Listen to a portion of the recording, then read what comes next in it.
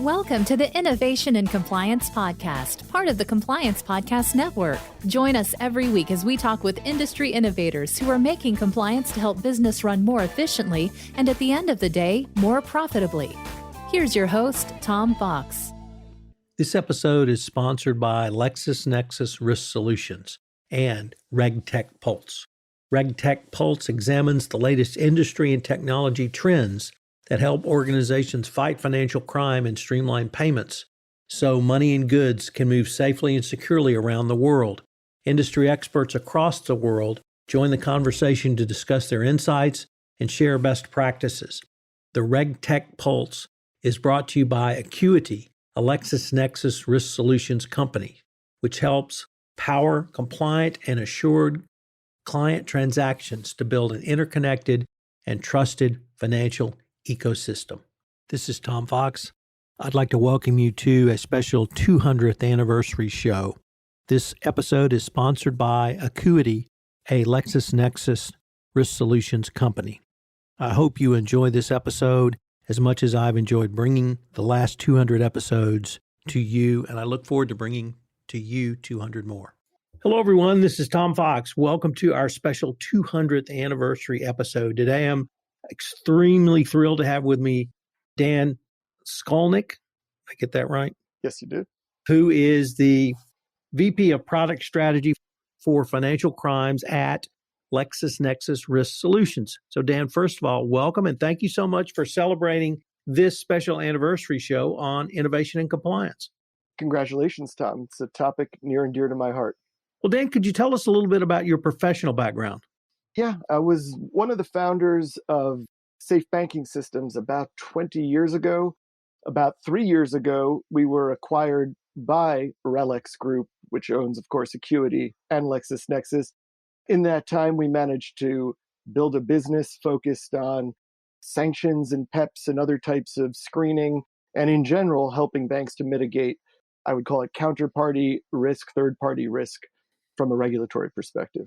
Dan, how have you seen that part of compliance, meaning financial institution, third party, and financial crime risk, really evolve during your professional career in this area?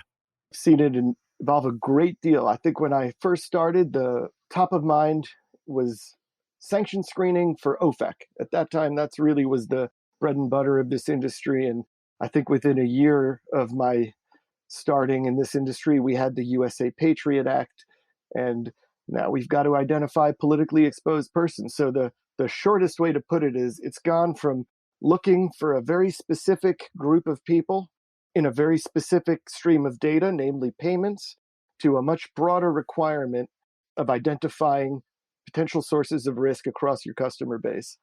Dan, if you've been doing this since the passage of the Patriot Act, you've been doing it as long as probably most anyone in this area. And one of the reasons I really enjoy visiting with financial crimes compliance experts, both in the services and products area, is you guys are so much further ahead than non-financial institutions. So U.S. public companies or other companies that are exposed to financial crimes really are not on the cutting edge the way you have been at Acuity and now Lexis Nexis Risk Solutions. So I was wondering if you could talk about the evolution of your own professional roles at these companies. Have you always been on the product side of things and on product strategy, or have you been in development, or could you tell us a little bit about your professional development? So I'll start at the beginning of Safe Banking Systems, which was at a family holiday party, and a relative of mine heard that my .com was not doing so well and mentioned that he was thinking about partnering with this little French company that helped with countering terrorist financing. And this is probably 2 or 3 months after 9/11 at this point. And I didn't have specific plans in mind, and I was headed to Europe anyway. So he said, why don't you stop over in Paris? And that turned out to be Fircosoft, which became a fairly well-known name in this industry. And we partnered with them at that time. And I think the focus then was really about stopping payments, focused on terrorist financing. And within a year or two, with the USA Patriot Act, we began to see that the government was in effect deputizing the financial services firms to help them with this first terrorist financing problem. But really, if you look at the type of things that were emphasized in the various legislations and regulations, drug trafficking and other foreign policy priorities, because of the data, because of the high touch nature of some of the financial services businesses and their views on global capital flows, we saw a huge emphasis on making these folks more helpful to the overall law enforcement and foreign policy priorities at that time, to the point where over the next several years, you began to see people leaving government law enforcement roles or policy roles and taking on real senior leadership roles in these banks, so that the mindset really kind of evolved together, kind of converged on a real aggressive crime fighting strategy, which was not an easy transition for a lot of banks and the banking culture in some of the places we operated. But I feel like within 10 years, let's say by 10 years ago, that transformation was complete. And you'd be hard pressed to find a global bank that didn't have somebody with that kind of experience in their leadership.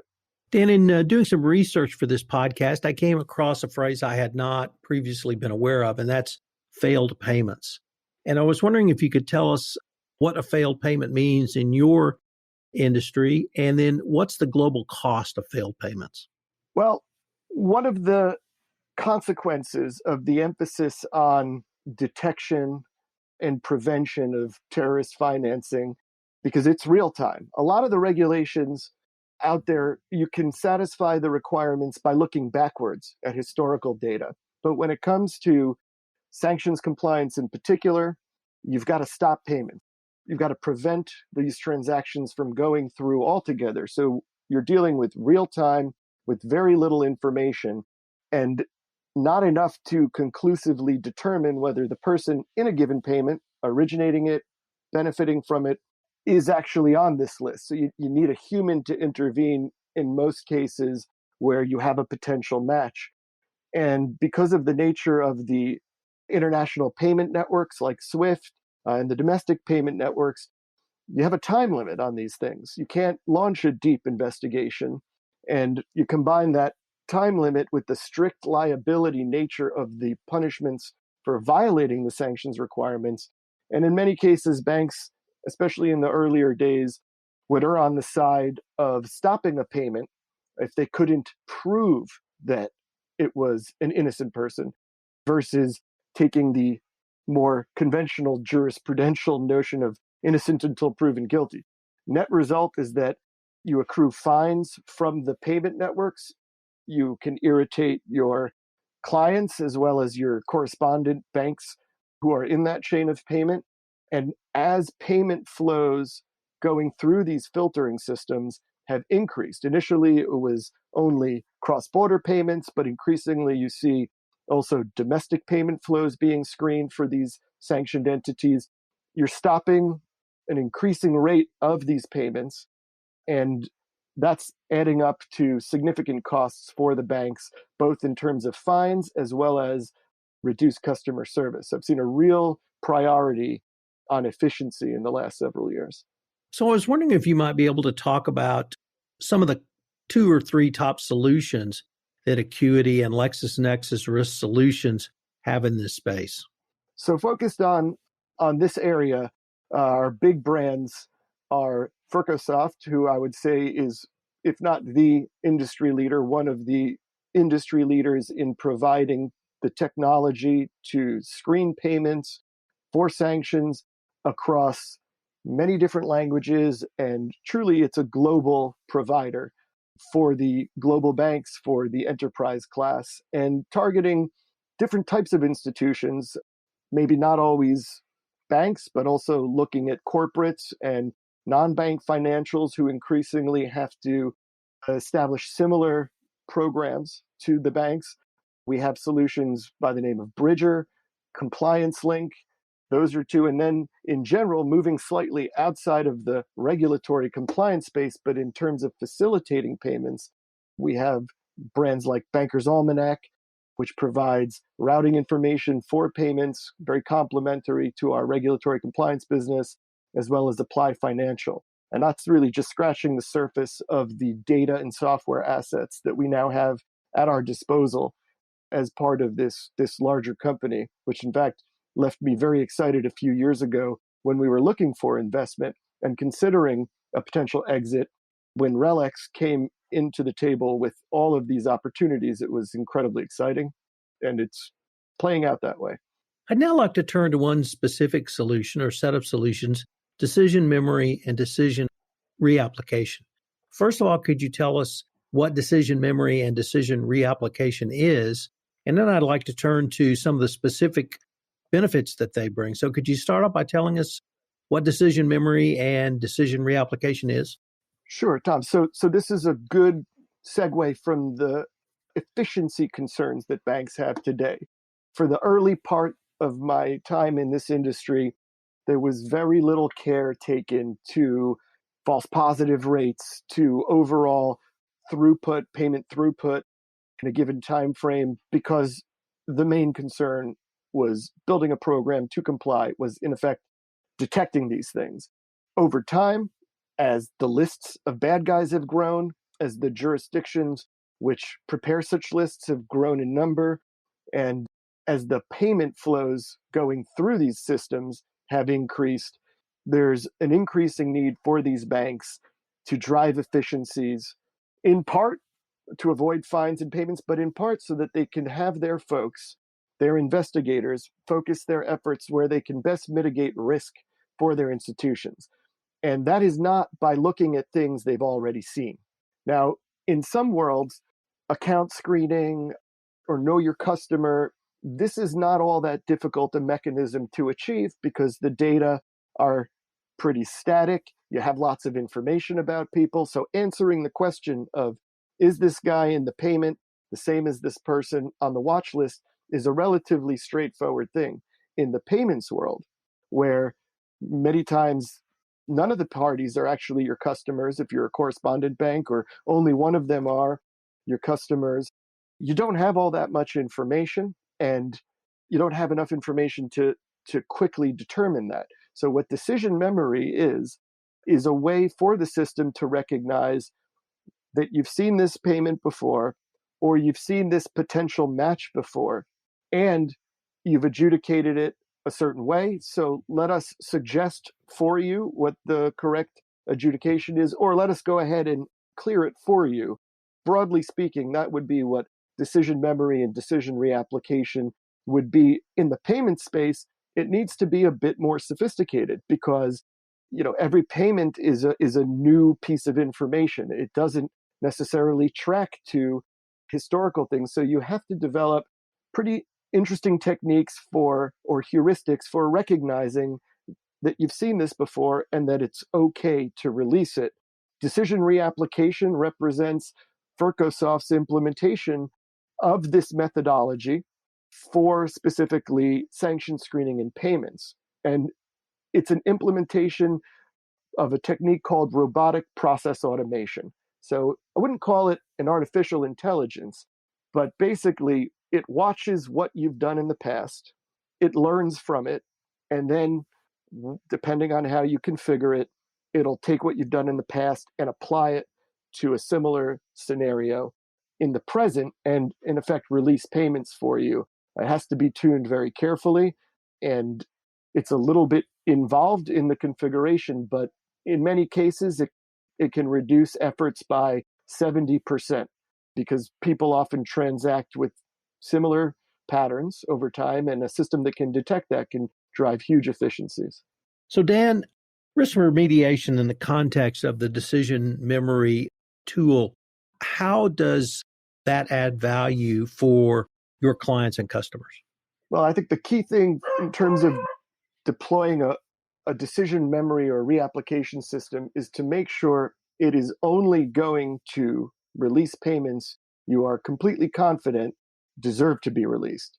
So risk is mitigated in this case by allowing the banks to apply their own policies on decision reapplication, which oftentimes are set by legal not necessarily by the compliance officers themselves or by the operations folks. The policy would be reflected, for example, in how many points of similarity would be required to be observed across the payments.